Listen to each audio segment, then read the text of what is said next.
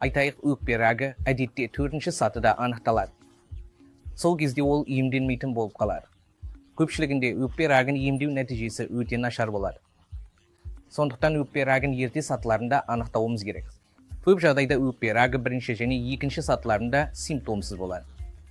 Сондықтан жоғары қауіп факторлары бар адамдарды өкпе рагына тексеруіміз қажет. Науқастар, ауыр темекі шегушілер, 15 жылдан астам уақыт бойы күніне бір қораптан артық темекі шегетіндер, немесе өкпе рагы немесе кез келген рак түрі бойынша отбасылық тарихы барлар.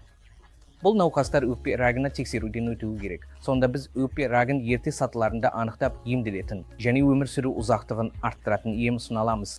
Сондықтан біз диагноз қою үшін көптеген құралдарды қолданамыз.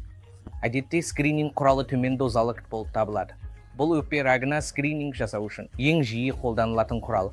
Егер сіз қандайда бір түйін немесе аномалия тапсаңыз, біз оны PET сканерлеу немесе кіт сканерлеу арқылы әрі қарай бағалай аламыз, және бронхоскопия немесе эндобронхиалды ультрадыбыстық бағытталған биопсия немесе ВЭТ биопсиясы арқылы биопсия жасай аламыз.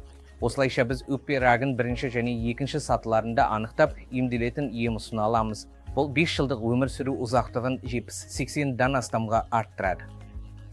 Әдетте өкпе рагы 4-ші сатыда анықталады. Өмір сүру ұзақтығы тек 3-5%-ға дейін ғана.